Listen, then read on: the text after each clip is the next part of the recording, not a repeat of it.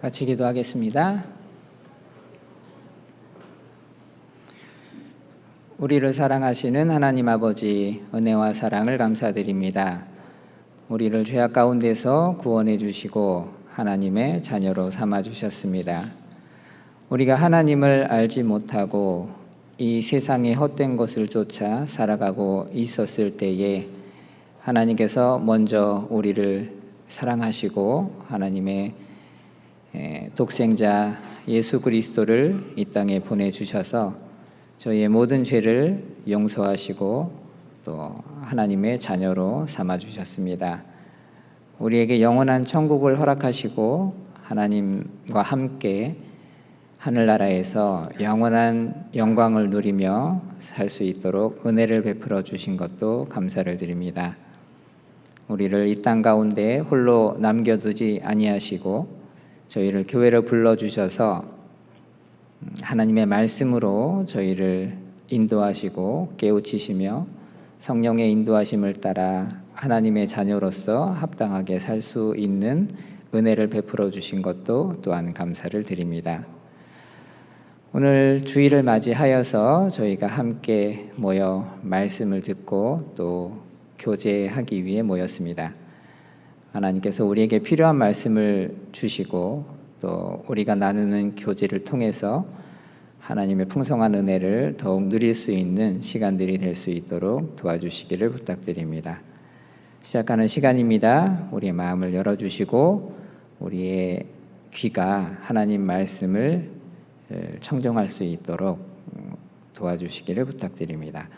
우리를 사랑하시는 예수님 이름으로 감사하며 기도드립니다. 아멘. 성경을 찾겠습니다. 성경은 마태복음 12장입니다.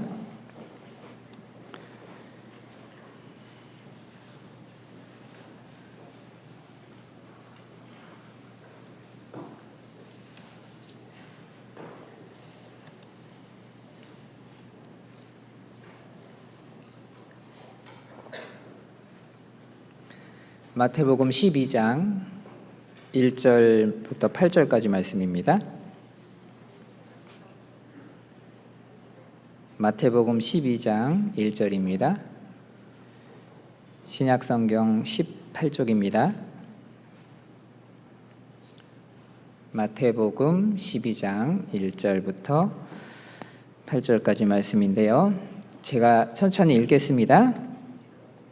그때에 예수께서 안식일에 밀밭 사이로 가실새 제자들이 시장하여 이삭을 잘라 먹으니 바리새인들이 보고 예수께 고하되 보시오 당신의 제자들이 안식일에 하지 못할 일을 하나이다. 예수께서 가라사대 다윗이 자기와 그 함께 한 자들이 시장할 때에 한 일을 읽지 못하였느냐. 그가 하나님의 전에 들어가서 제사장 외에는 자기나 그 함께 한 자들이 먹지 못하는 진설병을 먹지 아니하였느냐. 또 안식일에 제사장들이 성전 안에서 안식을 범하여도 죄가 없음을 너희가 율법에서 읽지 못하였느냐. 내가 너희에게 이르노니 성전보다 더 큰 이가 여기 있느니라. 7절하고 8절은 같이 읽겠습니다. 나는 자비를 원하고 제사를 원치 아니하노라 하신 뜻을 너희가 알았더면 무죄한 자를 죄로 정치 아니하였으리라. 인자는 안식일의 주인이니라 하시니라. 안녕하세요. 예, 반갑습니다. 화순교회에서 교제하고 있는 김성원 형제입니다. 새해가 됐습니다. 2022년이 올 거라고 생각을 안 해봤었는데 어느덧 2022년이 와버렸습니다.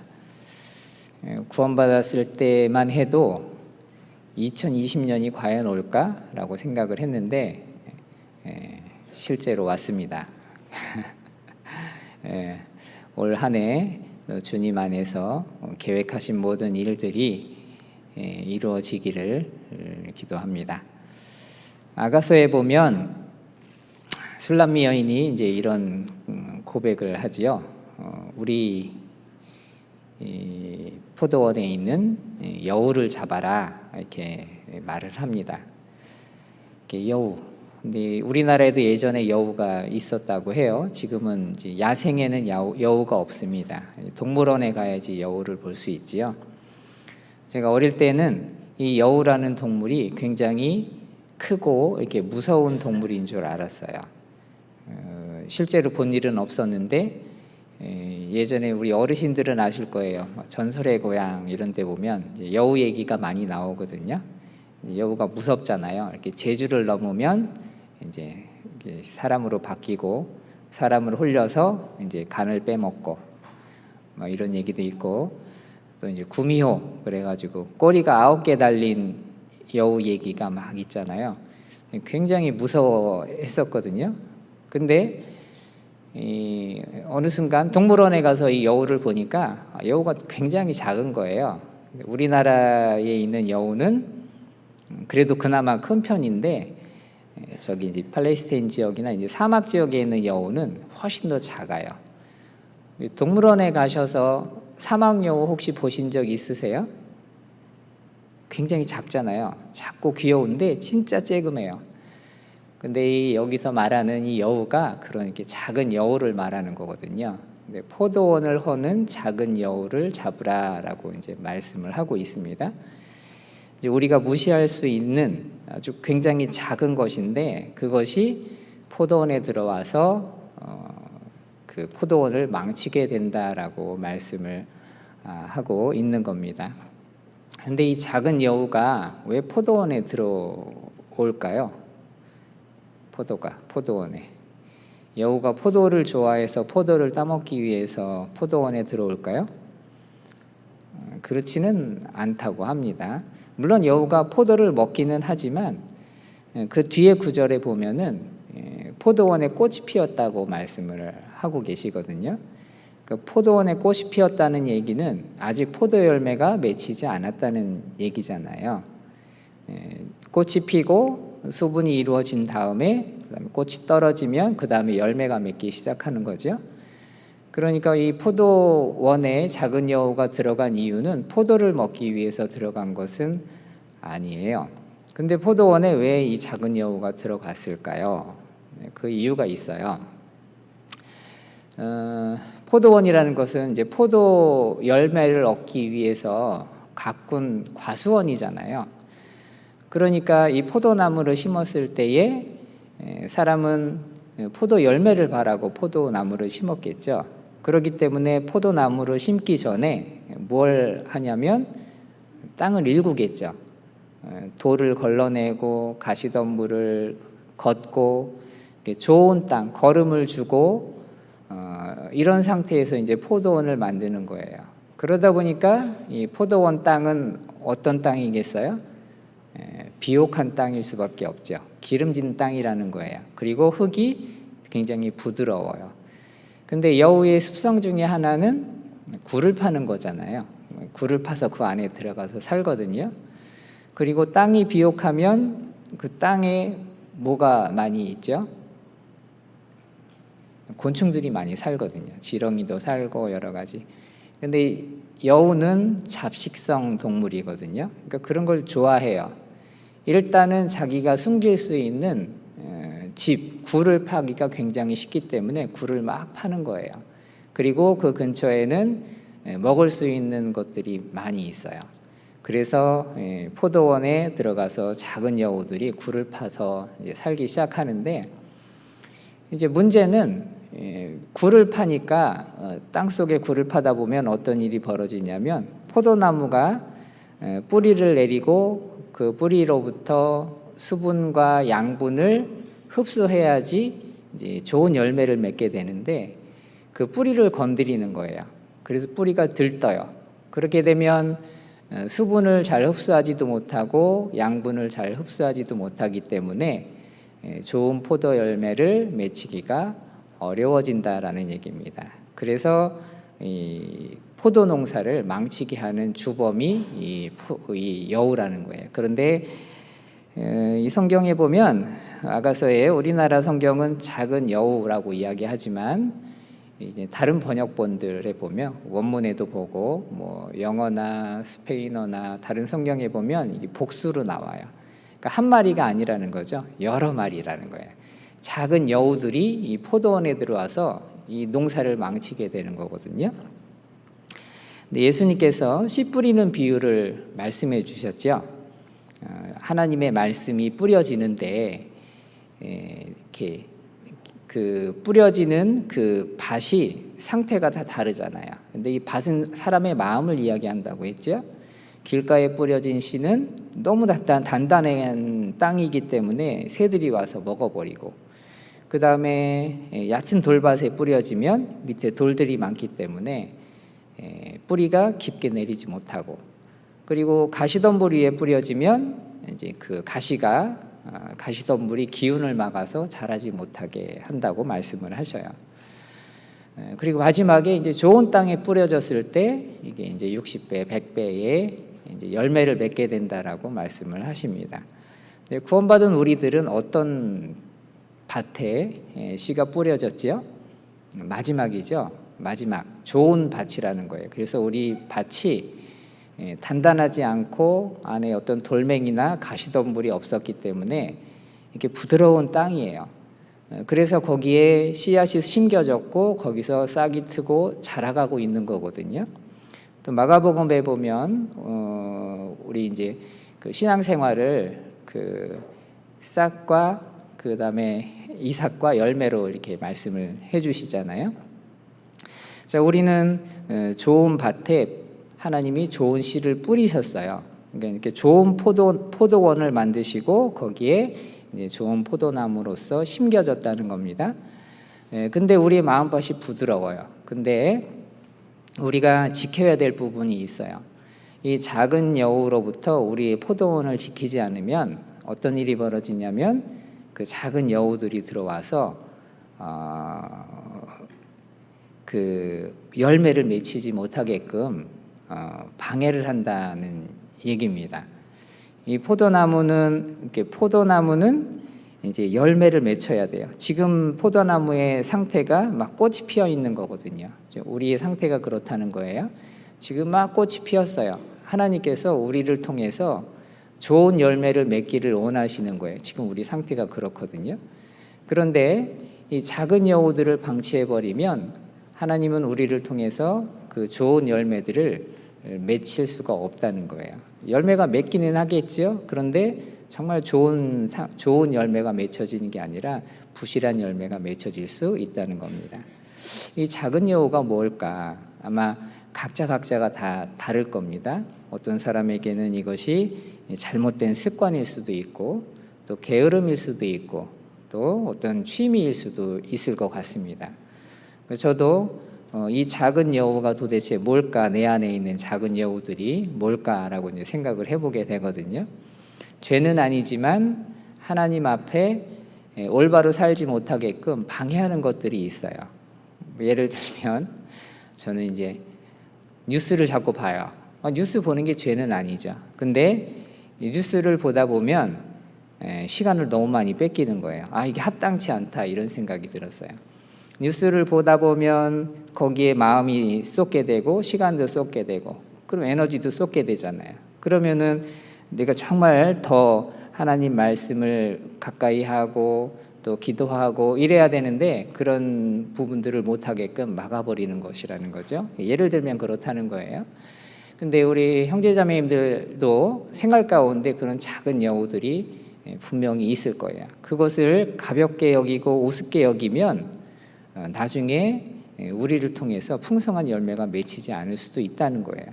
지금 우리에게는 꽃이 피어 있어요. 하나님께서 우리를 통해서 하시고자 하는 일들이 있다는 거예요. 우리를 가꾸어 가고 계셔요. 근데 우리가 지켜야 될 것이 있다. 우리의 포도원을 우리가 지키고 이 울타리를 더욱 튼튼히 해야 되겠다라는 생각을 해보게 됩니다. 그래서 올 한 해도 시작하기 전에 정말 내 안에 있는 이 작은 여우들이 무엇인지 한번 생각을 해보시고 그 여우들을 잡아버려야 돼요.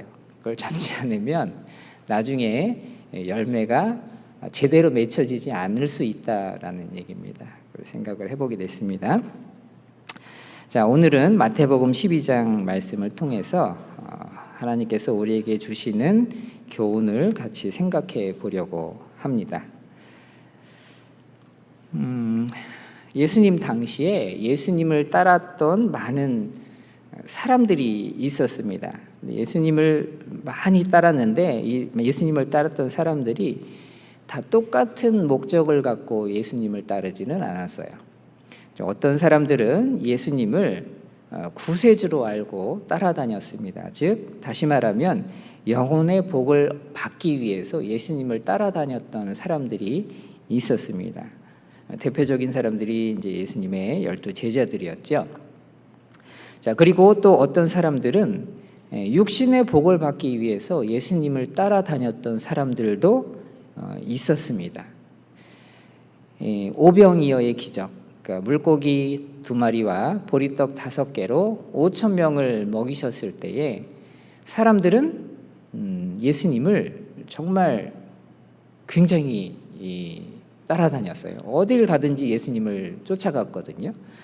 그런데 예수님께서 이 영혼에 관한 문제, 천국의 하늘나라에 관한 일을 말씀하셨을 때에 많은 사람들이 예수님 곁을 떠났습니다. 이 말씀은 너무나 어렵다라고 이야기하면서 가버렸다라는 얘기입니다. 자, 그리고 또 한 부류의 사람들은 예수님을 고소할 어떤 근거를 찾기 위해서, 즉 예수님을 비방할 어떤 조건을 찾기 위해서 예수님을 따라다녔던 사람들도 있었습니다. 유대인 가운데서 이제 종교가들이라고 불려지는 사람들이 있었습니다. 성경에 대표적으로 세 부류의 사람들이 나오는데요. 종교가들 하면 이제 바리새인들, 그다음에 서기관들, 그다음에 사두개인들 이렇게 나옵니다. 이제 바리새인이라는 말 뜻은 구별되다, 분리되다 이런 의미를 갖고 있는데요. 어떤 한 사람을 이야기하는 것이 아니라 그 바리새파, 구별된 무리, 그러니까 하나님의 말씀을 문자 그대로 지키며 살려고 노력했던 사람들을 일컬어서 이제 바리새파 사람이라고 불렀습니다. 그들은 하나님 말씀을 정말 지키려고 노력했고 경건하게 살려고 노력했던 사람들이었습니다. 그런 사람들을 일컬어서 이제 바리새파 사람이라고 불렀습니다. 그리고 또 성경에 서기관이라는 사람들이 나오는데요.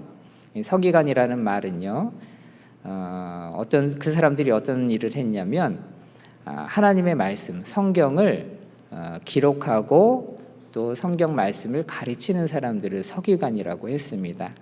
지금은 이제 이 책을 이제 인쇄해서 책으로 만들잖아요. 그런데 옛날에는 이 인쇄술이라는 것이 발명되지 않았을 때고 또 지금처럼 이게 종이가 흔한 것도 아니었습니다. 그래서 이 당시에는 책을 하나 만들기 위해서는 굉장히 많은 그 노력이 들어가고 돈이 들어갔어요. 양이나 소가죽을 벗겨서 거기다가 기록을 하거나 아니면 파피루스라는 종이 그 풀을 이용해서 이제 종이처럼 만들어서 거기다 기록을 했거든요. 그리고 그 당시에는 이 글을 읽고 쓸 수 있는 사람도 그렇게 많지 않았습니다. 대부분의 사람들이 글을 읽거나 쓰지를 못했어요. 그러니까 서기관은 굉장히 특별한 사람들이었죠. 글을 읽을 수도 있었고 글을 쓸 수도 있었고, 그러니까 굉장히 많이 배운 사람들이라는 거예요. 그리고 하나님 말씀을 가르쳐야 됐기 때문에 성경에 대한 지식도 굉장히 많이 알고 있었던 사람들입니다. 그런 사람들을 일컬어서 이제 서기관들이라고 불렀던 겁니다. 자, 그리고 또 한 부류의 사람들은 사두개인이라고 불려지는 사람이었습니다. 사두개인들은 다윗 왕 때에 대제사장이었던 사독의 후손들을 사두개인이라고 불렀는데요.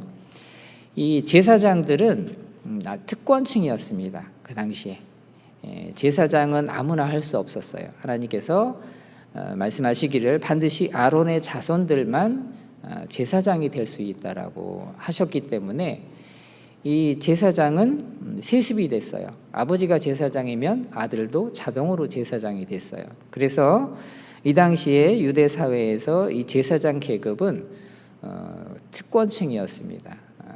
굉장히 존경받는, 또 어떤 권력과 권세를 누리고 있는 하나의 권력층이었다라는 겁니다. 이들을 일컬어서 사두개인이라고 불렀습니다. 자, 그런데 이 종교가들은 예수님을 따라다녔는데 왜 따라다녔느냐? 예수님을 비방할 근거를 찾기 위해서, 예수님을 고소할 근거를 찾기 위해서 쫓아다녔습니다. 한 예로 이 바리새인들과 서기관들이 예수님이 대답하기 정말 어려운 그런 질문들을 골라서 예수님에게 하곤 했습니다. 한 번은 이 바리새인과 서기관들이 헤롯 당원들 사람들을 데리고 예수님을 찾아갑니다. 헤롯 당원들이라는 말은요, 이때 당시에 이스라엘은 로마의 지배를 받고 있었습니다. 로마의 식민지였다는 거예요. 그래서 이 로마가 이 이스라엘 땅을 다스릴 때 어떻게 다스렸냐면 어떤 한 사람에게 그 지역을 맡겨서 다스릴 수 있는 자치권을 줬어요. 우리나라로 따지면 지방자치제. 뭐 여긴 광주니까 광주시장이 여기 이제 모든 행정이나 이런 걸 관리하잖아요. 이런 것처럼 그 팔레스타인 지역에 그 행정적인 어떤 그 자치권을 준 사람이 이제 헤롯이라는 사람이었어요. 이게 헤롯 왕은 무엇을 했냐면 그 땅을 다스리면서 그 땅에서 세금을 거두고 또 그 거둔 세금으로 로마에 갖다 바치고 이런 일들을 했거든요. 그러니까 여기서 헤롯 당원들 하면 누구를 위해서 일을 하는 사람이냐면 헤롯을 위해서 일하는 사람, 즉 다시 말하면 로마를 위해서 일하는 사람들이다라는 의미예요. 우리나라 비유를 들자면 옛날에 우리나라 일제시대에 있었잖아요. 일제시대 때 친일파들 있잖아요. 한국 사람인데 일본을 위해서 일하는 사람들, 그런 사람들이 바로 이 헤롯 당원들이에요. 자, 근데 이 헤롯 당원하고 바리새인과 서기관들이 같이 예수님을 찾아갔습니다. 그리고 예수님에게 이렇게 물었죠. 가이사에게 세금을 바치는 것이 가합니까? 옳습니까? 이렇게 묻는 거예요. 가이사라는 말은요, 로마의 황제를 가이사라고 불렀어요. 그러니까 로마의 황제에게 우리가 세금을 내는 게 맞습니까? 이렇게 묻고 있는 거죠. 자, 예수님께서 만약에 로마의 세금을 바쳐라 라고 이야기한다면 예수님이 어떤 사람이 되는 거예요? 매국노가 되는 거예요. 민족의 반역자, 이렇게 되는 거죠. 만약에 가이사에게 세금을 바치지 마라 이렇게 되면요, 로마를 반역하는 일이 되는 거예요. 그러니까 이렇게 대답을 해도 문제가 생기고 이렇게 대답을 해도 문제가 생기는 질문을 하는 거죠. 예수님 뭐라고 말씀하셨냐면 그러면 너희가 갖고 있는 그 동전을 가져와 봐라. 동전을 가져와서 그 동전에 누구의 이름이, 누구의 얼굴이 있느냐 이렇게 물으셨어요. 그러자 대답했죠. 가이사의 얼굴이 있습니다. 로마 황제의 얼굴이 있습니다라고 이제 대답을 합니다. 자, 그러니까 예수님이 말씀하셨잖아요. 가이사의 것은 가이사에게, 하나님의 것은 하나님께 바쳐라라고 이제 대답을 해주십니다. 즉 하나님께서 이 세상에 있는 모든 것은 하나님이 세우신 질서 안에서 움직이고 있기 때문에 국가에 바쳐야 될 세금은 우리가 바쳐야 되고, 또 그와 동시에 하나님께 드려야 될 것은 하나님께 드리라라고 이제 답변을 해주신 거예요. 이런 것처럼 대답하기 곤란한 질문들을 끊임없이 찾아서 예수님에게 묻곤 했습니다. 사두개인들은 또 찾아와서 예수님에게 이런 질문을 했죠. 자, 사두개인들은요,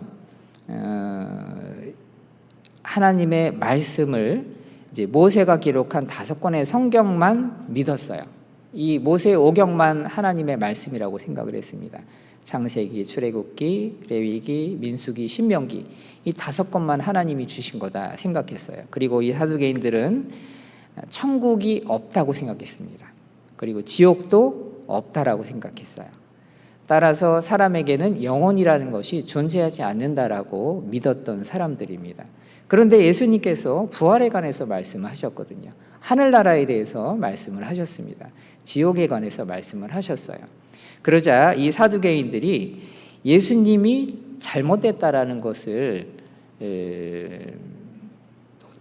다른 사람들 앞에서 이제 나타내게 하기 위해서 찾아가서 이런 질문을 합니다.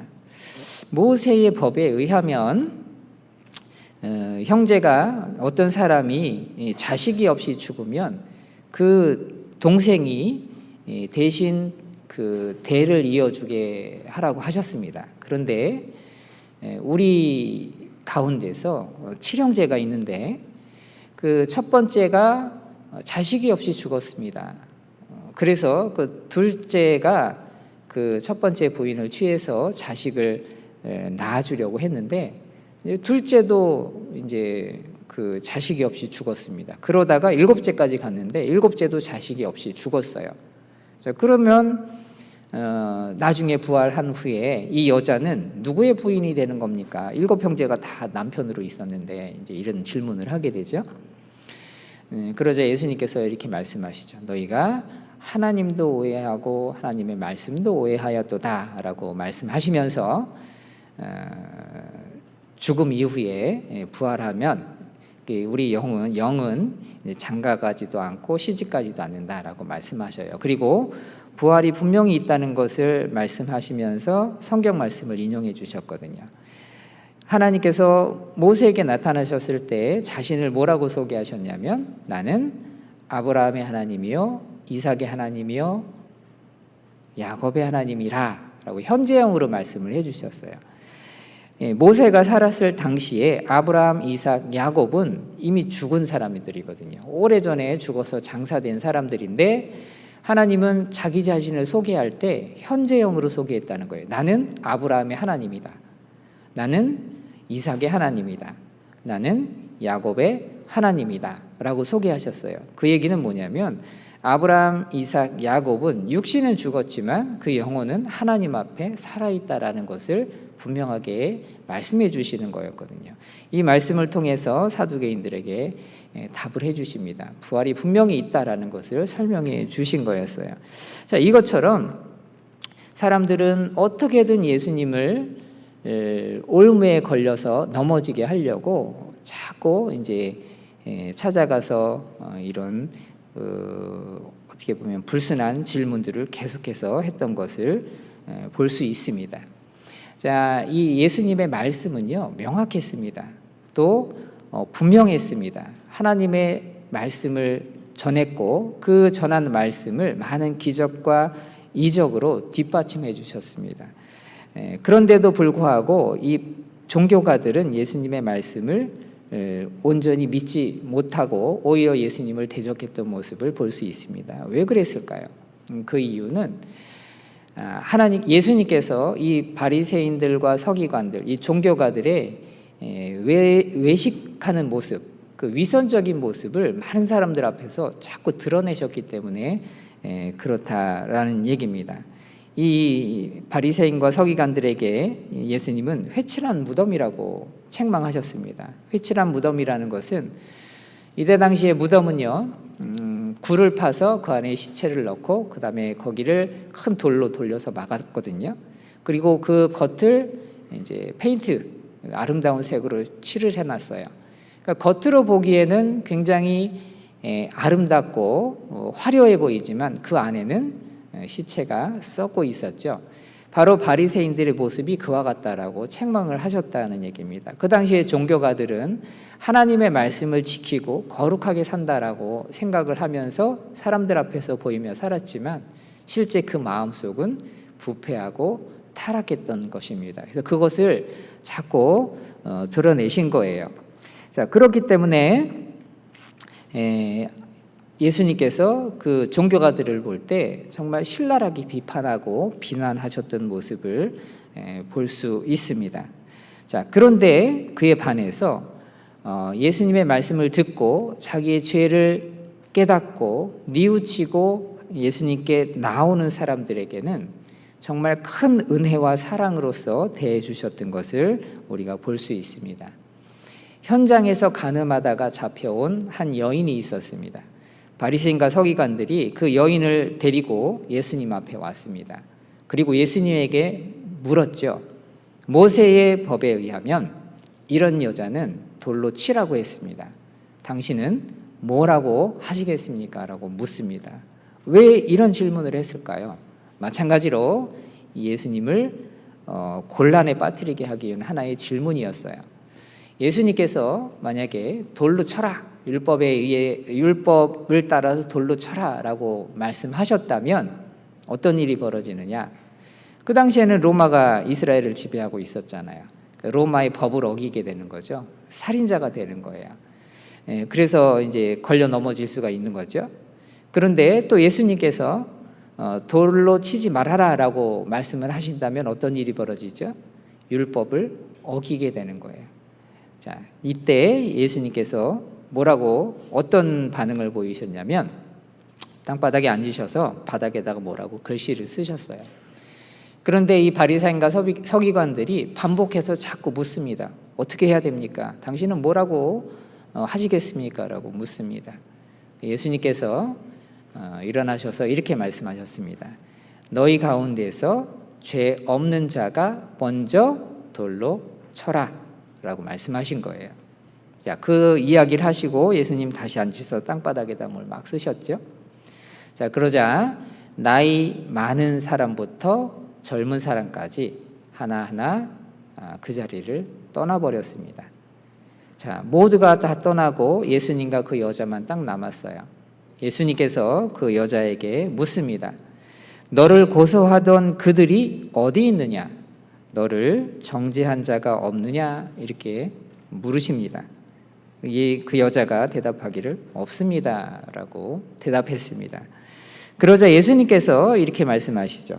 나도 너를 정죄하지 아니하노니 가서 다시는 죄를 범치 말라라고 말씀하신 겁니다. 자, 이 여인은요 자기의 죄를 알고 있었어요. 그리고 정말 두렵고 떨렸습니다. 그렇기 때문에 예수님께서 그 여인에게 뭐라고 말씀하셨냐면 다시는 가서 죄를 범치 말아라 이렇게 말씀하신 거예요. 왜 이렇게 말씀하셨을까요? 이 여인은요 자기 죄를 충분히 알고 있었고 그 죄 때문에 두려워하고 있었고 이 예수님의 이 말씀으로 인해서 그 자기의 삶을 돌이킬 수 있는 준비가 돼 있었기 때문에 그렇다라는 얘기입니다. 마음이 부드러운 사람에게는 부드럽고 너그럽게 예수님은 대하신 것을 볼 수 있습니다. 그러나 마음이 강팍한 사람에게는 더 강하게 말씀을 하십니다. 왜 그럴까요? 그래야 그들이 돌이킬 수 있기 때문에 그렇다는 얘기입니다. 혹시나 이들이 돌이킬 수 있을까? 돌이키게 하려고 세게 말씀하신다라는 얘기예요. 우리 어머님들 그 남자 아이들만 키우는 어머님들은 어떻죠? 강하시죠. 말투도 강하시고 보면 본인의 그 평상시 성격하고 다르게 나오는 모습들을 볼 수 있어요. 왜냐하면 이 남자 아이들만 있다 보니까 곱게 살살 얘기하면 잘 안 들어요. 그러니까 말투가 강해질 수밖에 없죠. 그런데 이것처럼 이 강한 사람들에게는 예수님이 강하게 말씀을 하셨어요. 우리가 케이크를 자를 때는 플라스틱 칼로 이렇게 자르죠. 왜냐하면 플라스틱 칼로 잘라도 잘 잘리기 때문에 그래요. 그런데 통나무를 자를 때는 플라스틱 칼로 자를 수가 없어요. 통나무를 자를 때는 쇠톱으로 이것을 잘라야 합니다. 그래야지 이것이 잘리기 때문에 그렇다라는 얘기입니다. 이 유대 종교가들의 마음은요 너무나 강팍하고 단단했습니다. 그래서 예수님께서 뭐라고 말씀하셨냐면 이 독사의 자식들아, 이 독사의 새끼들아 라고 말씀을 하신 거예요. 근데 이것은 욕이 아니에요. 이것은 그 옛날 에덴 동산에서 아담과 하와의 마음을 미혹해서 죄를 짓게 한 그 마귀가 이들의 마음 가운데서 움직이고 있었기 때문에 그들에게 그렇게 말씀을 하신 겁니다. 이 독사의 자식들아, 그 마음 가운데 있는 그 마귀에게 하시는 말씀이었다라는 얘기입니다. 사실을 사실대로 믿지 않는 것은 쉽지 않습니다. 굉장히 큰 결심과 용기가 필요하다라는 얘기입니다. 예를 들어서 한번 생각을 해보죠. 내가 법원에 가서 법정 증인을 서야 한다고 생각을 해보세요. 어떨까요? 두렵고 떨리겠죠. 그런데 그 법원에 가서 내가 거짓 증인을 해야 된다, 거짓 증언을 해야 된다라고 생각을 해보셔요. 이게 잘못된 것인 줄 알면서 거짓말을 해야 돼요. 법원에 가서. 그러면 내 마음이 어떨까요? 평안할까요? 절대 그렇지 않을 겁니다. 굉장히 두렵고 떨릴 거예요. 그리고 그냥 가나요? 그냥 가지 않죠. 충분히 연습을 할 겁니다. 가면 내가 해야 될 말들을 머릿속에 생각하고 글로도 써보고, 그리고 가면 이렇게 얘기해야지 수없이 반복해야 할 겁니다. 그것뿐만이 아니죠. 내 안에 있는 그 양심의 소리를 억눌러야 되는 거예요. 이게 정말 큰 용기가 필요하다는 거예요. 사실을 사실대로 믿지 않는다는 것은. 그런데 이 유대 종교가들이 이와 같은 일을 했었다라는 얘기입니다. 예수님의 말씀은 진리였어요. 거짓을 말하시지 않으셨습니다. 자, 그래서 예수님이 붙잡히셨을 때에 많은 증인들을 데리고 와서 예수님이 잘못한 것을 증언하게 했지요. 그런데 결과는 어땠습니까? 올바로 된 증언이 없었어요. 다 얘기가 달랐고 거짓된 증언들을 했기 때문에 이 증인들의 증언으로 인해서 예수님의 잘못을 가려낼 수 없었습니다. 예수님은 진리만을 말하셨기 때문에, 또 진리만을 행하셨기 때문에 그렇다는 겁니다. 자, 그런데 이 바리새인과 서기관들은 뭐라고 이야기했냐면, 예수님께서 귀신을 내어 쫓는 것이 바알세불의 힘을 빌어서 쫓아냈다라고 주장을 했습니다. 바알세불이라는 것은 마귀를 이야기하는 거잖아요. 마귀의 힘을 빌어서 귀신을 쫓아냈다, 이렇게 주장을 했어요. 그 예수님이 그 말씀을 듣고 이렇게 얘기하셨죠. 모든 죄는 다, 사람의 모든 죄는 다 용서받을 수 있지만 성령을 회방하는 죄는 용서받을 수 없다. 즉 하나님이 하시는 일을 보고도 그것을 애써 부인하고 마귀가 한 일이다라고 이야기한다면 그것은 용서받지 못한다라고 말씀합니다. 예수님이 병든 자를 고치고 소경이 눈을 뜨게 하고 문둥병자를 고치고 이런 것들을 봤지만 그들은 끝내 그 마음을 열지 않았습니다. 그리고 놀라지 않았어요. 그리고 오히려 예수님을 어떻게 하면 책잡아서 죽일까라고 이들은 생각을 했었던 겁니다. 자, 그들이 이제 그렇게 생각했던 사람들이 종교가들, 이 바리새인들이라는 거예요. 자, 우리가 이 본문에 보면 이 바리새인들이 예수님과 예수님의 제자들을 책망했던 모습을 볼 수 있습니다.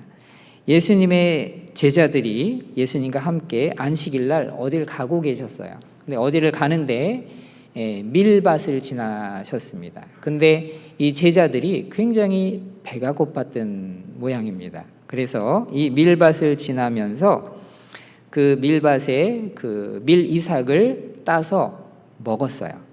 자, 그것을 본 바리새인들이 예수님과 예수님의 제자들을 지금 책망하고 있습니다. 어째서 당신의 제자들이 안식일에 하지 못할 일을 하나이까? 라고 따져 묻는 거예요. 이 말은 무슨 말이냐면 당신이 당신의 제자들을 똑바로 가르치지 못했기 때문에 지금 이런 일이 벌어졌습니다 라고 책망하는 겁니다. 더 나아가서는 예수님이 율법도 제대로 모르고 있다라는 것을 비난하고 있는 말이기도 합니다. 자, 그 말을 들으셨던 예수님께서 이렇게 말씀을 하시는 거예요. 안식일의 의미가 뭔지 아냐? 이걸 묻고 계시는 겁니다. 이 마가복음 2장에 똑같은 내용이 기록이 되어 있는데요. 마가복음 2장에 예수님이 이렇게 말씀하셔요. 안식일은 사람을 위하여 있는 것이요, 사람이 안식일을 위하여 있는 것이 아니니라라고 말씀하셔요.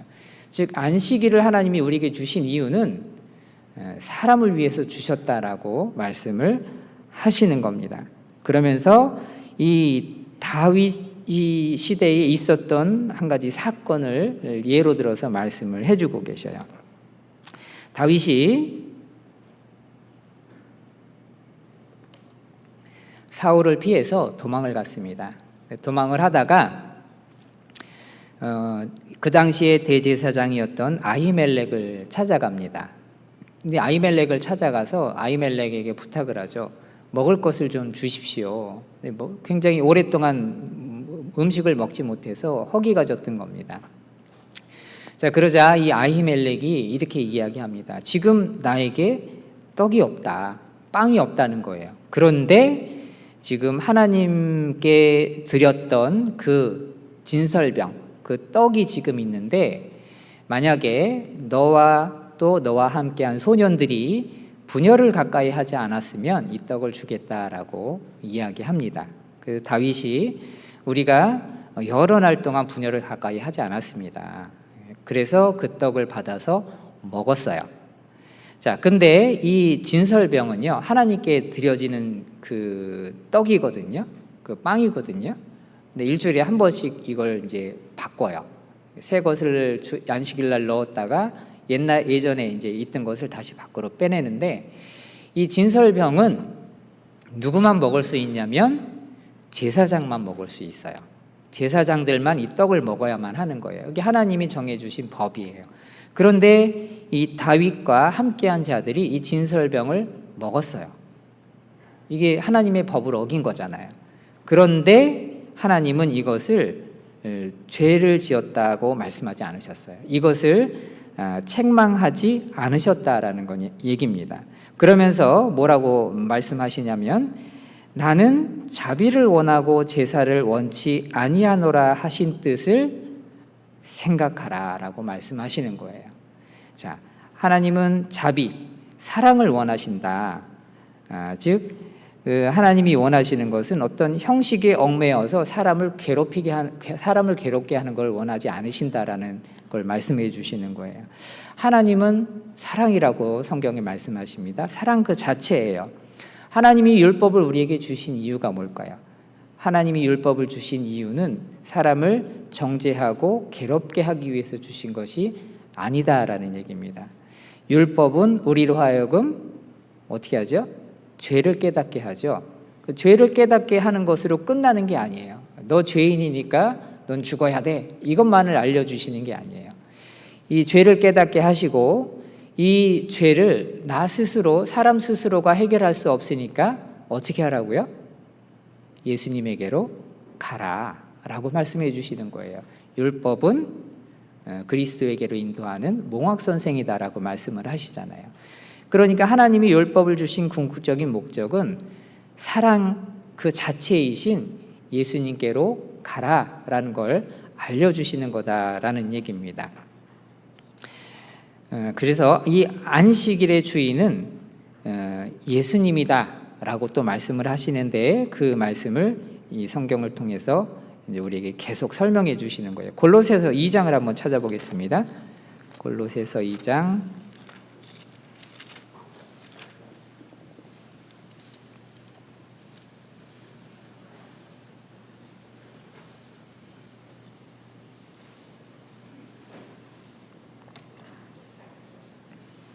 골로새서 2장 16절 말씀입니다. 골로새서 2장 16절, 골로새서 2장 16절 말씀, 신약성경 326쪽입니다. 골로새서 2장 16절 말씀 천천히 같이 읽어보겠습니다. 그러므로 먹고 마시는 것과 절기나 월삭이나 안식일을 인하여 누구든지 너희를 폄론하지 못하게 하라. 이것들은 장래일의 그림자이나 몸은 그리스도의 것이니라. 먹고 마시는 것, 구약성경에 우리가 먹어도 되는 것, 먹지 말아야 될 것을 하나님이 말씀을 해주셨거든요. 그것과 또 절기라는 것은 지켜야 되는 어떤 명절을 이야기하는 거예요. 우리나라에도 명절이 있죠. 그 설날이 다가오죠. 설날, 추석 이런 걸 명절이라고 이야기하잖아요. 그런데 이스라엘 사람들에게도 명절, 이 절기가 있었어요. 지켜야 되는 절기 7개가 있었습니다. 그 절기나 또는 월삭이라는 것은 매달 첫째 날 하나님께 제사를 드리는 것을 말해요. 이 월삭이나 또 안식일, 안식일을 인하여 누구든지 너희를 편론하지 못하게 하라. 왜냐? 이 절기나 월삭이나 안식일은 장래일의 그림자다라고 말씀하셔요. 그러면 실체는 뭐죠? 실체는 예수 그리스도다라는 말씀입니다. 즉 구약 시대에 말씀하시는 이런 것들은 결국은 누구를 설명하기 위해서 하나님이 만들어 놓으신 거냐면 예수 그리스도를 설명하기 위해서 만들어 놓으신 거다라는 말씀입니다. 자, 7절기 가운데 첫 번째 지켜야 되는 것이 유월절이죠. 유월절은 이집트에서 이스라엘 사람들이 종살이 할 때 하나님께서 모세를 불러 그 땅에서 나오게 하셨잖아요. 그런데 이집트의 왕 바로가 못 나가게 붙잡았죠. 그래서 그 땅에 10가지 재앙이 내려집니다. 마지막 재앙이 뭐였냐면 모든 동물과 사람의 초태생, 첫 번째 난 것은 다 죽는 그런 재앙이었어요. 하나님의 심판이었습니다. 자, 그런데 그 심판에서 벗어날 수 있는 방법을 알려주셨죠. 각 집마다 어린 양을 잡아서 그 양의 피를 집의 문, 설주와 임방에 발라라. 그러면 하나님의 심판이 넘어간다. 이걸 알려주신 거잖아요. 자, 이것처럼 이 유월절 날 어린 양이 죽었습니다. 이 유월절 어린 양이 죽은 것처럼 이 유월절에 예수님께서 십자가에서 죽으실 것, 그리고 피를 흘리실 것, 그리고 그 피로 인해서 우리에게 내려졌던 그 저주가 지나갈 것을 알려주시는 하나의 그림자였다는 거예요. 그림자라는 거예요. 이 유월절이라는 절기가. 그래서 이스라엘 사람들은 이 유월절을 지키면서 장차 오실 그리스도, 나를 대신해서 죽으실 그 그리스도를 기다렸다라는 얘기입니다. 그리고 실제로 예수님이 오셔서 그 일을 행하신 거예요. 그 다음에 지켜야 되는 절기가 무교절이죠. 무교절은 유월절 이후에 일주일 동안 누룩이 들어가 있지 않은 빵을 먹는 절기입니다. 누룩이 들어가지 않는다. 그러니까 효모, 이스트가 들어가지 않는 빵이라는 거예요. 드셔보신 적이 있으시죠? 정말 맛이 없거든요. 근데 그 떡을 먹는 거예요. 그 떡을 먹을 때 그 떡이 맛이 없으니까 어때요? 떨떠름하고 고난의 떡이죠. 근데 누룩은 성경에서 또 죄를 이야기합니다.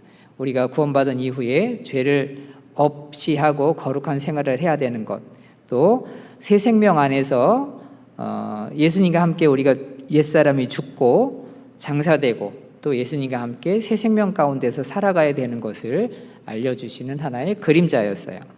그리고 그 다음에 지켜야 되는 절기가 초곡절이죠. 초곡절은 첫 번째 거둔 곡식단을 하나님 앞에 이렇게 흔들어서 드리는 그런 절기거든요. 이것은 마찬가지로 죽음 가운데서 부활하셔서 부활의 첫 열매가 되시는 예수님을 상징하는 절기다라는 얘기입니다. 그 다음에는 오순절이 있죠. 이 오순절 날은 누룩이 들어가 있는 빵과 누룩이 들어가 있지 않은 빵을 하나님 앞에 흔들어서 제사를 드리는 거거든요. 근데 오순절 날 성령이 내려오심으로 인해서 유대인과 이방인들이 성령으로 함께 하나님 안에서 하나가 되는 것을 설명해 주시는 절기입니다. 그리고 그 다음에 지켜야 되는 절기가 나팔절이죠. 나팔절은 예수님의 공중 재림을 나타내는 하나의 그림자거든요. 데살로니가전서 4장에 보면 주께서 호령과 천사장의 소리와 하나님의 나팔로 친히 하늘로 쫓아 강림하시리니 라고 말씀하셔요. 예수님께서 공중 재림하실 때 나팔이 울리거든요. 이 나팔절을 통해서 예수님의 공중 재림을 설명해 주고 계시는 겁니다. 그 다음에 지켜야 되는 절기가 속죄절이거든요. 속죄절은 이제 7년 환란에 들어갔을 때에 이스라엘의 민족적인 회개와 구원이 있을 것을 설명해 주시는 절기다라는 얘기입니다. 그리고 그 다음에 있는 초막절. 초막절은 예수님이 이 땅에 지상 재림하신 이후에 이 땅에 천년왕국이 이루어지죠. 그 천년왕국이 이루어질 것을 나타내는 하나의 그림자였다라는 얘기입니다. 그래서 이런 절기들은 다 예수님을 나타내는 것이라는 거예요. 그리고 또 지켜야 될 절기가 안식일이잖아요. 이 안식일도 마찬가지로 예수님께서 우리에게 장차 신령한 안식을 주실 것을 나타내는 하나의 절기였다라는 얘기입니다. 그림자였다라는 얘기예요. 신명기 23장을 찾아보겠습니다. 신명기 23장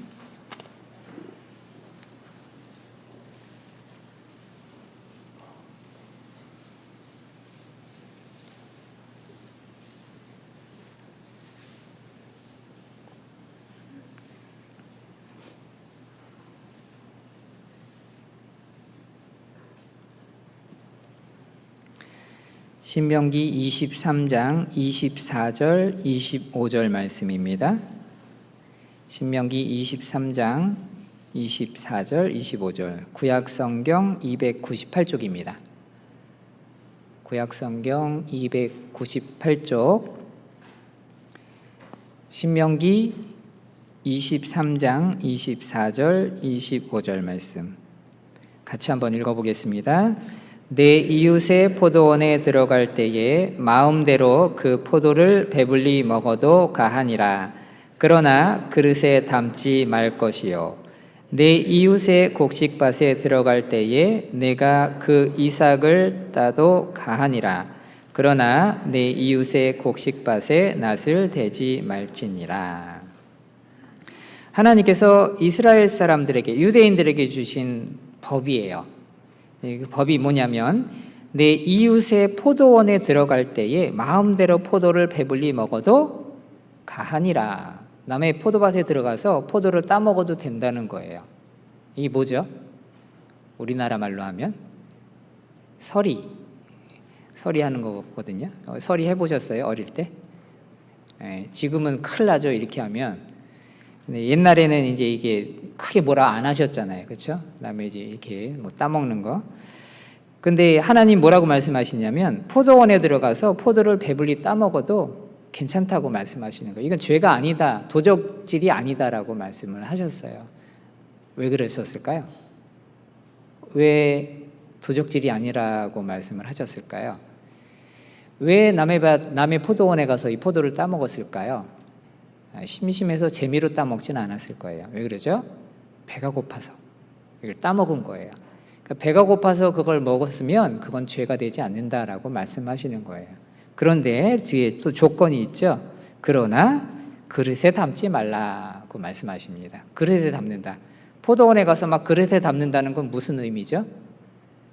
가져가서 먹겠다는 거잖아요. 그 욕심이 들어간 거예요. 배가 고파서 포도를 따서 먹은 거는 죄가 되지 않아요. 하나님이 그렇게 말씀하신 거예요. 그런데 뒤에 보면 이웃의 곡식밭에 들어갈 때에 손으로 그 이삭을 따도 가한다. 이게 뭐예요? 이삭을 따서 먹는다는 게 뭐예요? 배고파서 너무너무 배가 고팠는데 어떻게 해요? 그 옆에 곡식이 먹을 게 있으면 그걸 따서 그걸 먹어도 그건 죄가 되지 않는다고 말씀하시는 거예요. 그런데 어떻게 해요? 낫을 대지는 말라는 거예요. 낫을 댄다는 말은 뭐죠? 남의 밭에 들어가서 막 낫으로 막 곡식을 벤다는 것은 도적질인 거예요. 왜요? 욕심이 들어간 거예요. 정말 배가 고파서 잠깐 먹은 게 아니거든요. 그래서 이게 유대인들에게 하신 말씀이에요. 우리에게 적용하면 절대 안 됩니다. 우리나라에서는 이렇게 하면 우리나라 법에 걸려요. 자, 이 말씀을 이 유대인들이, 종교가들이 알고 있었어요. 이걸 모를 리가 없잖아요. 그렇죠? 그들은 계속 하나님의 말씀을 읽고 외우고 이 일을 반복했었으니까. 그런데 이 말을 형식적인, 겉으로는 외우고 있었지만 이 말씀을 하신 근본적인 마음을, 하나님의 마음을 이들은 알지 못했다는 거예요. 하나님의 근본적인 속성은 사랑이에요. 사람을 위해서 이 율법이라는 걸 주셨다는 걸 이들은 잊고 있었다라는 얘기입니다. 그렇기 때문에 이 제자들이, 예수님의 제자들이 밀바 사이를 지나면서 이삭을 따먹은 것 같고 뭐라 한 게 아니라 이것을 언제 따먹었다고요? 안식일에 따먹었기 때문에 이건 죄다라고 지금 정죄하고 있는 거예요. 그래서 예수님께서 이 안식일을 왜 주셨는지 아느냐? 이걸 지금 되묻고 있고 또 이 의미를 설명해 주고 계시는 겁니다. 이 유대인들은요, 안식일에 해서는 안 되는 39가지의 일을 만들어 놨어요. 그 대표적인 것이 안식일 날은 씨를 뿌리면 안 돼요. 파종하는 것은 안 됩니다. 그리고 추수하는 것도 안 돼요. 그리고 타작하는 것도 안 됩니다. 까부르는 것도 안 되고 바느질을 해서도 안 돼요. 사냥을 해서도 안 되고 요리를 해도 안 돼. 음식을 만들어도 안 되고 또 불을 켜거나 불을 꺼도 안 됩니다. 이런 자잘한 것을 다 만들어 놨어요. 그리고 그 당시에 이 바리새인들이 서로 자기네들끼리 어떤 논쟁을 벌인 것이 있는데 그 논쟁 중에 하나가 뭐냐면 바늘 있잖아요. 바늘을 이 주머니에 넣고 움직이는 것이 안식일에 일을 한 거냐 아닌 거냐 갖고 엄청나게 싸웠다고 해요. 우리가 보기에는 정말 아무것도 아닌 것인데 이 하나님이 이 안식일을 지키라고 하신 그 본 뜻을 생각하지 못하고 겉으로 나타나는 것만을 갖고 서로 막 다투고 싸웠다라는 얘기입니다. 우리 가운데서도 이런 일들이 있을 수 있거든요.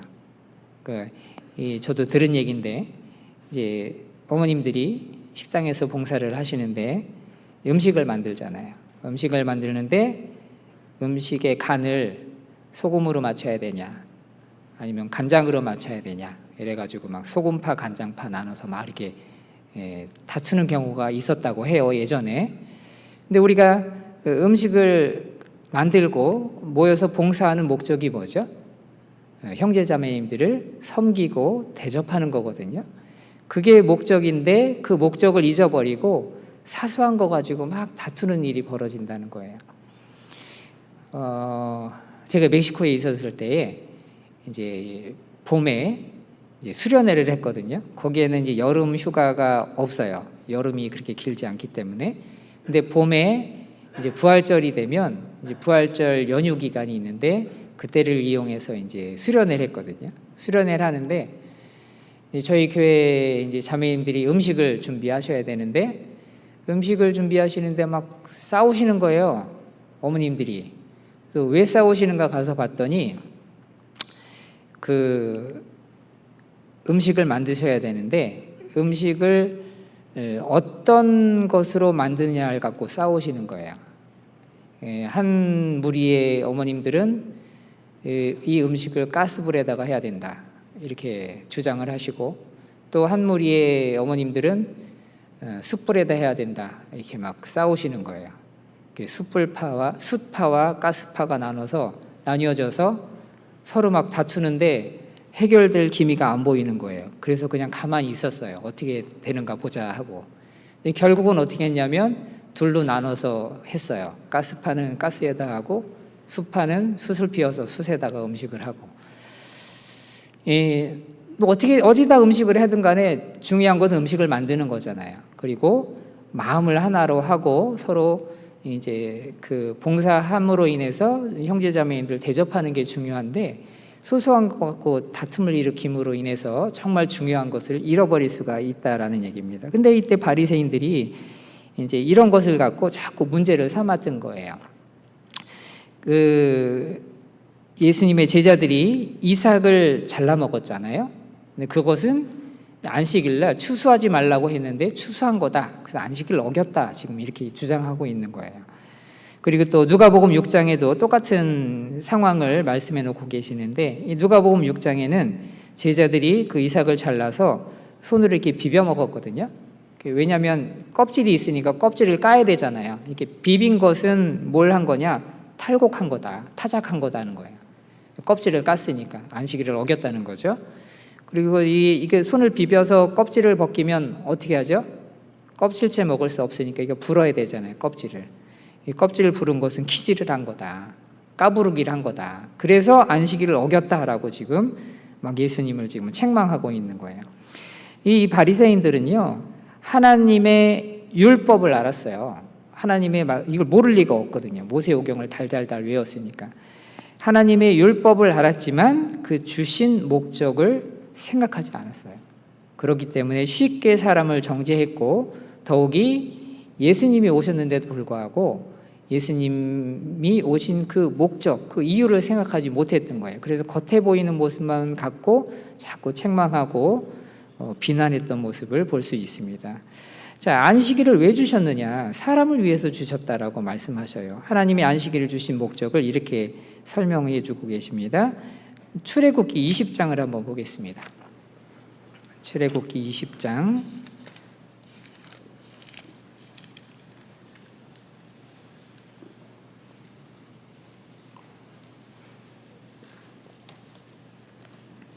20장 8절,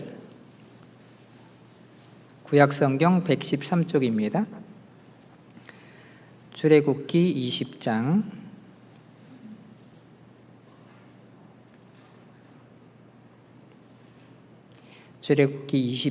8절 말씀입니다. 제가 읽어보겠습니다.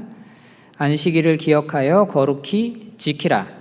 엿새 동안은 힘써 내 모든 일을 행할 것이나 제7일은 너의 하나님 여호와의 안식일인즉 너나 내 아들이나 내 딸이나 내 남종이나 내 여종이나 내 육축이나 내 문 안에 유하는 객이라도 아무 일도 하지 말라. 이렇게 말씀을 하셨습니다. 그날은 아무것도 하지 말라는 거예요. 자, 안식이라는 말 뜻은요, 편안한 안, 쉴 식, 그래서 안식이에요. 다시 말하면 평안한 휴식이다라는 얘기입니다. 원래 안식일은요, 금요일 날 해가 질 때부터 토요일 날 해가 지기 전까지, 즉 이때를 원래 이제 성경에서 안식일이라고 말씀을 하고 있어요. 오늘은 안식일이 아니에요. 오늘은 무슨 날이죠? 주일이라고 우리가 불러요. 주일이라는 말은 주님의 날이라는 뜻이에요. 우리는 왜 이 주일날 모여서 말씀을 듣느냐? 초대교회 시대 때부터 성도들이 이 주일날이 어떤 날이냐면 예수님이 십자가에 못 박혀 돌아가시고 죽으시고 그리고 사흘 만에 부활하셨죠. 오늘이 바로 예수님이 부활하신 날이에요. 그래서 이 초대교회 성도들이 예수님이 부활하신 이 날 함께 모여서 말씀을 배우고 서로 교제하기 위해서 이날 모였던 겁니다. 그래서 그때 이후로 쭉 그리스도인들이 이날 함께 모여서 말씀 배우고 교제했다라는 얘기예요. 그래서 이날 우리는 함께 모여서 말씀을 배우고 또 교제하고 봉사하는 날로 만드는 겁니다. 지키는 겁니다. 하나님께서 이 6일 동안 창조를 하시고 7일째 되는 날 쉬셨어요. 그리고 이 날을 안식하며 기념하라고 우리에게 말씀을 하고 계시는 겁니다. 출애굽기 31장 15절에 보면 하나님이 이렇게 말씀하셨어요. 이 엿새 동안은 일을 할 것이지만 7일 날은 큰 안식일이니까 이날 일하는 사람은 반드시 죽일지니라라고 말씀을 하셨어요. 굉장히 엄한 법이죠. 안식일 날 일하면 죽는다는 거예요. 실제로 안식일 날 어떤 사람이 바깥에 나가서 막 나무를 주웠거든요. 그걸 발견했어요. 그 사람을 데리고 와서 어떻게 할까요? 하나님께 물었더니 돌로 쳐 죽여라 이렇게 말씀하신 거예요. 그래서 돌에 맞아 죽었어요. 자, 이 안식일 날 일하면 반드시 죽는다. 하나님이 왜 이렇게 무시무시한 법을 만들어 놓으셨을까요? 사람에게 제일 중요한 게 뭐죠? 자기에게 있어서 자기가 가장 소중히 여기는 게 뭘까요? 자기의 생명이죠. 우리가 살기 위해서 먹는 거잖아요. 살기 위해서 어떤 일들을 하잖아요. 사람의 생명이 제일 중요해요. 그런데 이 제일 중요한 이 생명이 없어진다. 그러면 우리는 어떻게 할까요? 이거 하면 죽는다 그러면 이거 할 수 있겠어요? 할 수 없겠죠. 이 하나님이 이거 하면 죽는다, 안식일 안 지키면 죽는다라는 말 뜻은요, 다시 말하면 절대 잊지 말아라 하는 뜻이에요. 이거 절대 잊으면 안 된다, 안식일 잊어버리면 안 된다라고 강조하시는 말씀이다라는 얘기입니다. 이것을 왜 잊지 말아라 하는 거예요. 다른 모든 절기는요 1년에 한 번 있어요. 그런데 이 안식일은 언제마다 한 번이 있어요? 7일마다 한 번씩 있는 거예요. 일주일마다 한 번씩 안식일이 돌아와요. 그러니까 이것을 거듭해서 잊지 말으라라고 우리에게 말씀해 주시는 거예요. 하나님이 이 안식일을 주시면서 무엇을 잊지 말아라라고 하셨냐면 신명기 5장을 찾아보겠습니다. 신명기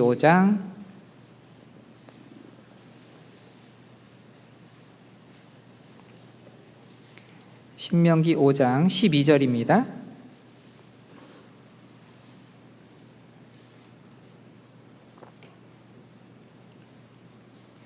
신명기 5장 12절 구약성경 269쪽입니다. 신명기 5장 12절 제가 읽겠습니다. 여호와 너의 하나님이 내게 명한 대로 안식일을 지켜 거룩하게 하라. 그 다음에 15절입니다. 15절 말씀은 같이 읽어보겠습니다. 너는 기억하라. 내가 애굽 땅에서 종이 되었더니 너의 하나님 여호와가 강한 손과 편팔로 너를 거기서 인도하여 내었나니 그러므로 너의 하나님 여호와가 너를 명하여 안식일을 지키라 하느니라 말씀하십니다. 자, 안식일을 주신 이유. 자, 15절에 보면 너는 기억하라 라고 말씀하셔요. 다시 말하면 잊지 말으라는 거예요. 이건 절대 잊어버리면 안 된다라는 얘기입니다. 왜 잊지 말아라? 어떤 것을 잊지 말아라 라고 말씀하시냐면요. 첫 번째, 애굽의 종살이. 애굽에서 400년간 종살이 했거든요. 바로의 밑에서. 애굽의 종살이에서 벗어나서 안식하게 되었음을 기억하라는 거예요. 이 안식일을 지키는 이유가. 다시 말하면 성경에서 말하는 이 애굽은 세상을 이야기하거든요. 우리는 구원받기 전에 세상에 살았죠. 세상에서 어떤 모습으로 살았습니까? 애굽의 통치자가 누구였어요? 바로였죠. 바로는 성경에서 마귀를 말하거든요. 우리는 세상에서 마귀의 종으로 살았어요. 즉 죄의 종으로 살았다는 겁니다. 그런데 하나님께서 우리를 거기서부터 건져내셨어요. 구하셨다는 거예요. 그래서 죄의 종에서 건져내서 하나님이 주시는 안식 가운데 들어갔다. 이걸 잊지 말아라는 거예요. 안식일을 지키면서 우리가 매번 일주일마다 한 번씩 이것을 하면서 이것을 기억하라라고 말씀하시는 겁니다. 두 번째 이유는 이거죠. 가나안 땅에서, 가나안 땅은 하나님이 약속하신 땅이에요. 젖과 꿀이 흐르는 땅. 그 가나안 땅에서 안식하기 위해 지금 광야를 지나가고 있다. 근데 이 광야를 가고 있으면서 하나님을 기억하라는 거예요. 왜 하나님을 기억해요? 광야에 40년을 살았는데 40년을 지냈는데 이 40년을 지내면서 하나님의 보호하심과 인도하심이 계속 있었어요. 아침마다 하늘에서 만나가 내렸죠. 먹을 수 있는 양식을 하나님이 매일매일 주시는 거예요. 반석에서 물이 나오게 하셨어요. 우리에게 먹을 수 있는 물을 주시는 거죠. 낮에는요 구름 기둥으로 우리를 보호하셨어요. 광야 지역은요 숲이 없어요. 나무가 별로 없어요. 거의 없어요. 그러니까 햇볕이 굉장히 따갑거든요. 그래서 햇볕에 나가 있으면 한 20-30분만 있어도 막 어질어질해요. 일사병에 걸리는 거예요. 그런데 하나님께서 낮에는 구름 기둥으로 탁 막아주신 거예요. 그늘을 만들어 주셨어요.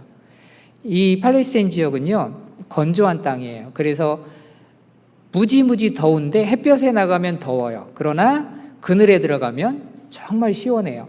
하나님께서 그거를 낮에 구름 기둥으로 탁 막아주신 거예요. 밤에는요 너무너무 춥거든요. 그런데 하나님이 불 기둥으로 보호하신 거예요. 지켜주신 거예요. 자, 하나님께서 이 광야를 지나면서 우리들에게 필요한 것들을 계속 공급해주고 계신다는 걸 잊지 말라는 거예요. 40년 동안 광야 생활하면서 이스라엘 사람들은 옷이 헤어지지 않았어요. 신발이 닳지 않았어요. 기적 같은 일이잖아요. 근데 이것을 기억하라는 거예요. 우리가 신앙생활하고 있는 이 세상은요, 구원받은 이후에 우리의 신앙생활은 광야를 걷는 것과 같아요. 너무너무 어렵고 힘든 길이거든요. 그런데 잘 우리가 생각해 보면 하나님이 우리를 보호하시고 인도하고 계신다는 거예요. 지금 이 순간도 끊임없이 하나님은 우리에게 은혜를 베풀어 주시고 우리에게 필요한 모든 것을 계속 공급해 주고 계시거든요.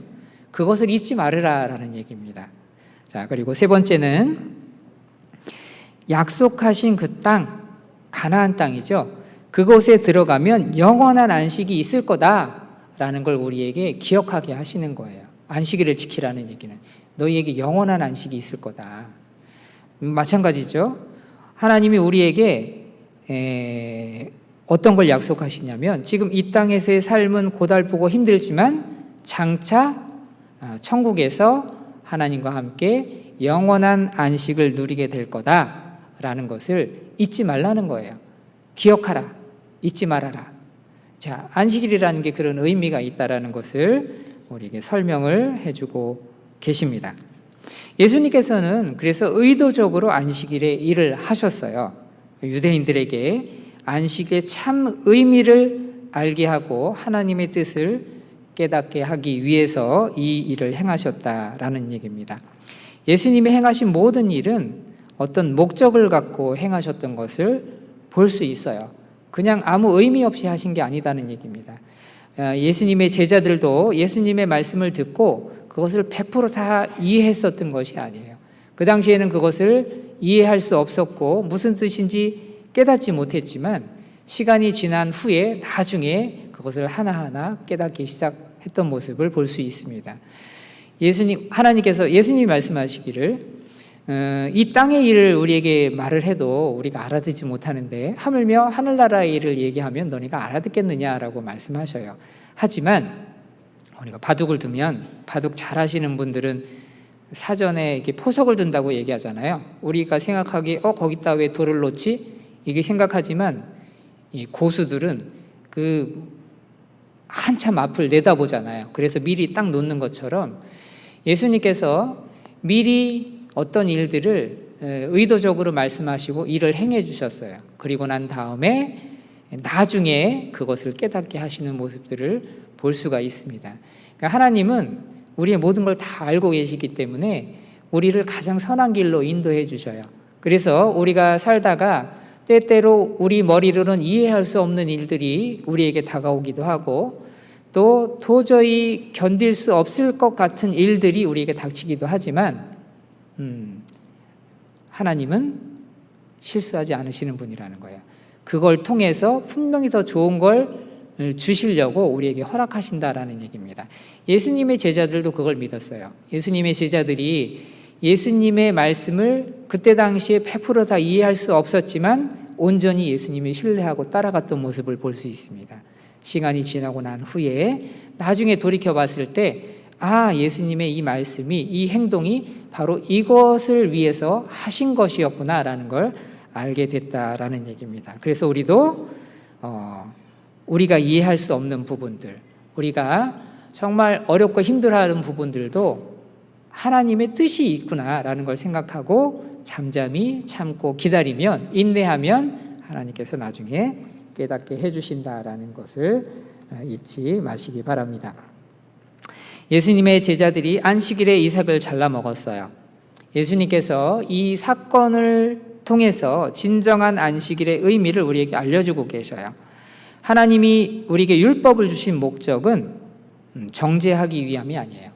사람을 위해서 주셨다라는 얘기입니다. 우리를 심판하시기 위해서 율법을 주셨다면, 하나님의 말씀을 주셨다면 예수님은 이 땅에 오시지 않으셨을 거예요. 하나님은 악인이 죽는 것을 기뻐하지 않으신다고 말씀하셔요. 그들이 그 죄에서 돌이켜 사는 것을 원하신다는 거예요. 안식일의 율법을 지키느라 사람에게 괴로움과 고통을 주시기를 기뻐하는 분이 아니다라는 얘기입니다. 이슬람교에서는요, 라마단이라는 그런 기간이 있어요. 그러니까 우리가 쓰는 달력으로 이제 4월, 그러니까 이슬람 달력으로는 9월인데 우리가 지금 쓰는 달력으로는 4월이에요. 이 4월 한 달 동안 이슬람교를 믿는 사람들은요, 이 낮에 아무것도 먹지 않아요. 음식을 먹지 않아요. 물만 먹어요.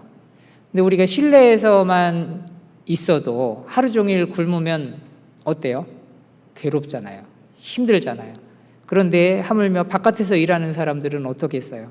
그런데도 바깥에 일하는 사람들도 그 힘든 육체적인 노동을 하면서도 아무것도 먹지 않아요. 낮에는.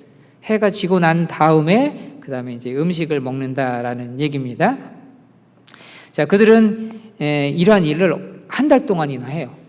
그런데 이런 일을 하면서 이들이 생각하기에 이런 고통과 이런 고행을 통해서 그들이 믿고 있는 신에게 가까이 간다고 믿어요. 그리고 그들이 정말 바라는 것을 그 신이 들어준다라고 믿고 있다는 얘기입니다. 자, 그들이 믿고 있는 그 신, 알라죠. 알라신이죠. 알라신은 사람에게 고통을 주고 그 고행의 결과로서 복을 준다고 믿고 있지만 우리가 믿는 여호와 하나님은 그런 분이 아니다라는 얘기입니다. 안식일은 예수님이 오셔서 주실 영혼의 영원한 안식, 또 죄로 인해 하나님과 원수가 된 사람들에게 진정한 평강과 안식을 주시는 예수님을 설명해 주고 있어요. 그래서 안식일의 주인은 예수님이다, 인자다라고 말씀을 하고 계시는 거예요. 마태복음 12장을 보겠습니다. 마태복음 12장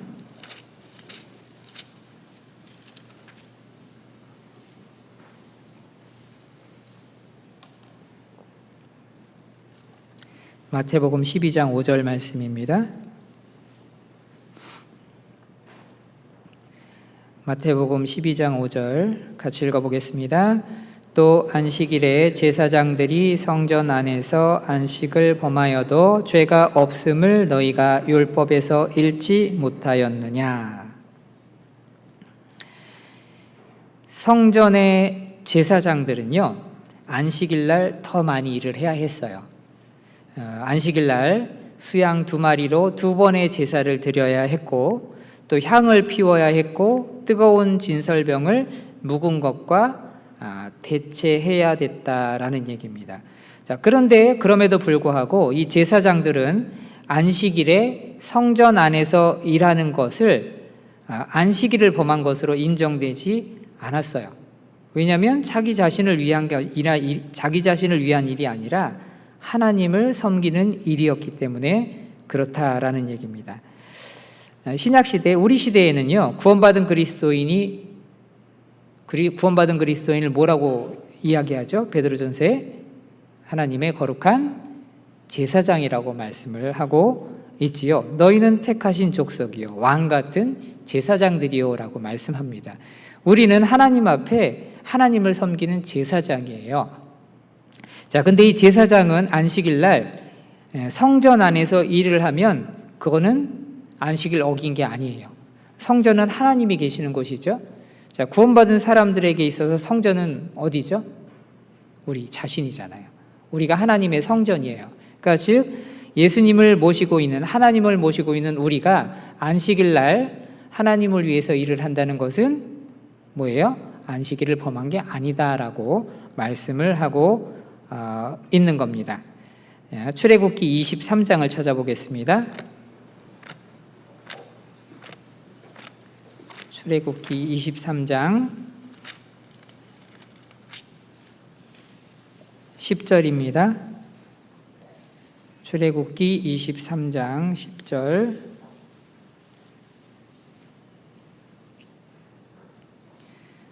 출애굽기 23장 10절 제가 읽어보겠습니다.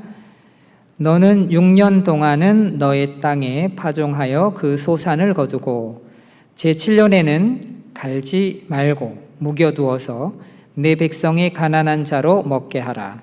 그 남은 것은 들짐승이 먹으리라. 너의 포도원과 감람원도 그리할지니라. 너는 6일 동안 내 일을 하고 제7일에는 쉬라. 내 소와 나귀가 쉴 것이며 내 계집종의 자식과 나그네가 숨을 돌리리라 라고 말씀합니다. 자, 제7일째 되는 날 안식일을 주셨어요. 그리고 제7년째 되는 날도 안식년을 주셨습니다. 자, 근데 이 안식년을 두신 이유가 뭐라고 나오죠? 누구를 위해서예요? 백성의 가난한 자를 위해서 이 안식년을 두라고 말씀하시는 거예요. 그냥 땅을 묵혀둬라. 왜요? 가난한 사람들이 와서 그곳에서 난 것들을 먹게 하라는 겁니다. 그리고 남은 것은 들짐승이 먹을 거다. 포도원도 마찬가지고 감람원도 마찬가지라는 거예요. 포도도 그렇고 올리브 나무도 그렇고 놔둬. 왜 놔둬요? 다른 사람을 위해서 놔두라는 거예요. 가난한 사람을 위해서 두라는 얘기입니다. 자, 6일 동안 일하고 7일에는 쉬라는 거예요. 왜 쉬라 그랬어요? 너의 집에 있는 소와 나귀가 쉴 거다. 그리고 또 뭐예요? 내 계집종의 자식과 나그네가 숨을 돌리리라 라고 말씀을 하고 있습니다. 즉 안식일을 주신 이유는 다른 사람을 위해서 주신 거예요. 나 자신을 위해서가 아니라 다른 사람을 위해서 이것을 지키라라고 말씀을 하시는 겁니다. 구원받은 그리스도인들은 이미 하나님이 주신 영원한 안식에 들어갔어요. 우리는 이제 우리 자신을 위해서 이 안식일을 지키지 않습니다. 히브리서 4장 10절에 보면 이미 그의 안식에 들어간 자는 하나님이 자기 일을 쉬심과 같이 자기 일을 쉬느니라 라고 말씀하셔요. 그래서 이제는 우리가 구원받지 못한 다른 사람을 위해서 이 안식일 날 일을 해야 한다라는 얘기입니다. 그래서 우리는 안식일에도 복음을 전하기 위해서 일을 합니다. 우리 주인이 되시는 예수님께서 잃어진 영혼을 위해서 지금 이 순간에도 일하고 계시기 때문에 그렇습니다. 예수님께서 이렇게 말씀하십니다. 내 아버지께서 이제까지 일하시니 나도 일한다 하시매. 우리 주변의 어떤 종파에서는 이 안식일을 지켜야 된다. 그래서 이 주일이 아니라 안식일을 지켜야 된다. 그래서 이 안식일 날 아무것도 하지 않고 이 안식일을 지키지 않으면 안 된다라고 막 이렇게 주장을 하지요. 이 바리새인과 서기관들처럼 안식일의 의미를 정확하게 제대로 알고 있지 못하기 때문에 하나님이 본질이신 그 사랑을 생각하지 못하고 그들의 어떤 잘못된 이념과 생각을 쫓아가기 때문에 그런 일들이 벌어진다라는 얘기입니다. 하나님께서 이 세상을 창조하시고 일곱째 되는 날 안식하셨습니다. 그런데 사람의 범죄함으로 인해서 그 안식이 깨졌어요. 그리고 하나님은 그 이후로 지금까지 잃어진 영혼을 구하시기 위해서 일하고 계십니다. 우리는 이미 그 하나님이 주신 영원한 안식에 들어갔습니다. 주님께서 오시는 그날 천국에서 하나님과 함께 영원한 안식을 누리게 될 겁니다. 우리는 이 안식일에 주님을 섬기는 제사장들과 같이 또 타인을 위해서 안식일을 지켰던 것 같이 우리도 우리 주님을 위해서 그리고 다른 사람을 위해서 이 안식일에도 복음을 전하며 일을 해야 합니다. 잃어진 영혼이 하나님께 돌아오는 이 일보다 더 가치 있는 일은 이 세상에 없기 때문에 그렇습니다. 다다음 주부터 대전도 집회가 시작이 됩니다. 더 기도하고 또 우리 주변에 하나님의 사랑을 알지 못한 그 영혼들에게 용기를 내서 전도할 수 있는 우리 형제자매님들이 됐으면 좋겠습니다. 기도하고 마치겠습니다. 우리를 사랑하시는 하나님 아버지 은혜와 사랑을 감사드립니다. 오늘 말씀을 통해서 안식일의 의미를 다시 한번 생각해 보게 되었습니다. 항상 무엇을 하든지 하나님이 우리에게 베푸신 은혜를 기억하며 또 하나님께서 우리에게 부탁하신 것들을 생각할 수 있도록 도와주시길 구합니다. 다음 주부터 있을 대전도 집회에 말씀 듣는 영혼들을 보내주시고 그 영혼들이 하나님의 말씀을 통해서 거듭나는 큰 역사가 이루어질 수 있도록 하나님 도와주시기를 부탁드립니다. 우리를 사랑하시는 예수님 이름으로 감사하며 기도드립니다.